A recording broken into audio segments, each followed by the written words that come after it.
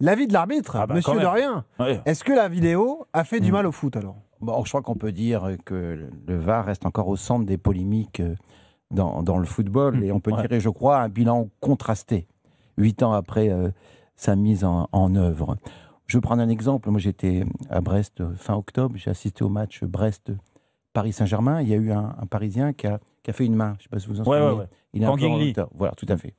Il a fallu 7 minutes et 18 secondes pour sanctionner cette main. On est loin des 88 secondes de 7 Arnaud. 7 minutes et 18 secondes dans le public. Il a commencé un peu à... C'est rare, autant de temps pour une décision. Bon, quand même. alors, je crois qu'il y a eu un problème de liaison, peut-être entre la VAR et l'arbitre. Il a sifflé corner. Puis après, il est revenu, il a traversé le terrain, il est allé voir la vidéo. Puis au final, au bout de 7 minutes, il a sifflé le penalty. Et puis le Brestois Del Castillo, qui a sans doute été un peu perturbé, il a glissé au moment de tirer le penalty. Derrière, coup franc indirect parce qu'il a touché 2 fois le ballon. 2 fois ballon. Ouais. Voilà, donc c'est ça. Dans l'application de la VAR, il y a quand même des dysfonctionnements. Mais est-ce que fondamentalement, vous êtes opposant à la VAR? Non, je vais répondre à la question, Bruno, s'il vous plaît. Merci. Non, mais je vais répondre à la question. En plus, il y aurait un homme politique. Eric, vous nous sortir un fait qui s'est passé à Brest. Non, mais je n'ai pas à Brest pour nous expliquer qu'il faut améliorer les choses. Merci Bruno. Non, je n'ai pas fait.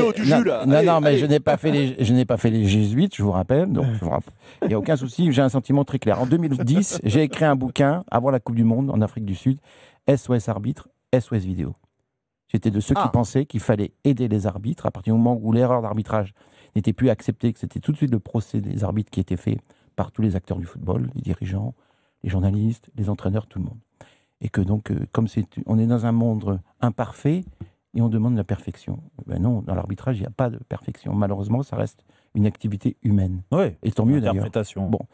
Alors maintenant, à l'application, j'ai un avis plus mesuré et réservé. Parce que, bon, je pense que chacun est d'accord aussi sur ce plateau, quand même. On assiste quand même des fois à des décisions qui sont un peu particulières, bizarres, comme non. Je pense que la VAR déresponsabilise aujourd'hui les arbitres.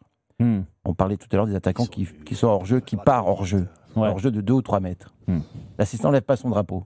Il attend la fin de l'action. Imagine un seul instant que l'attaquant vient percuter le défenseur et se blesse. Alors qu'il y avait un hors-jeu évident, il aurait pu lever son drapeau. Je serais assez curieux de connaître les stats des pénaltys sifflés en live par un arbitre en direct. Aujourd'hui, ils ne sifflent plus pénalty. Ils attendent pratiquement tous d'être sollicités par la VAR pour siffler un pénalty. Quel est le problème? Mais moi, ça me gêne.